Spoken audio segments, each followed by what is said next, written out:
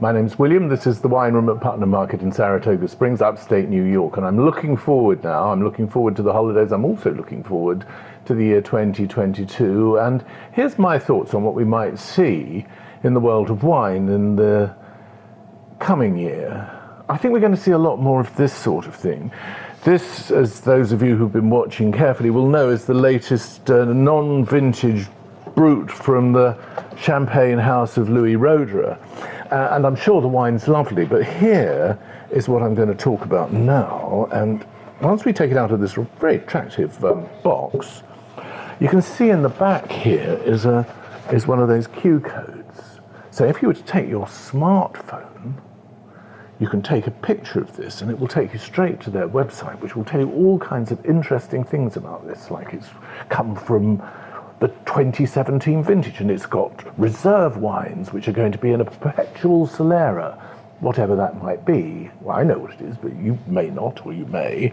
But either which way, it's got nothing whatsoever to do with what the wine tastes like, and it's trying to give you some additional ways of becoming attached to it, in much the same way as this one, which is bizarrely called 22 Pirates. If you go to their website, it'll tell you the life history of 22 particular pirates who lived in the 18th century, which of course is absolutely riveting, I've no doubt about that, but it doesn't have anything at all whatsoever to do with wine.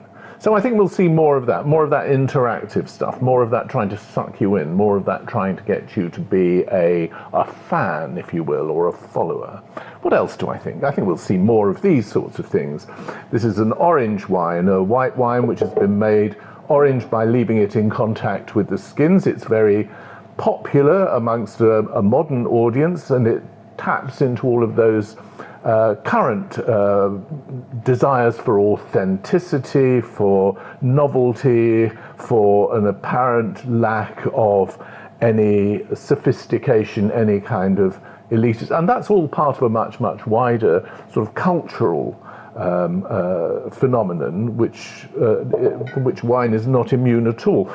The other thing that's interesting about this is that in order to tap into it, this is coming from Slovenia, and for them, lacking as they do a well-established identity in first world markets, this gives them a point of distinction in much the same way that the Collection 242 gives this Roederer a point of distinction. And then you start looking at this sort of wine here, and it's delicious, it's sparkling wine, so it's good for the holidays. It's like $20 and change, and it comes from Armenia. So I think that the other thing we'll start to see in 2022 is more and more wine coming from more and more unfamiliar places. You can grow wine pretty much anywhere between the latitudes of 30 and 50 degrees north or south of the equator.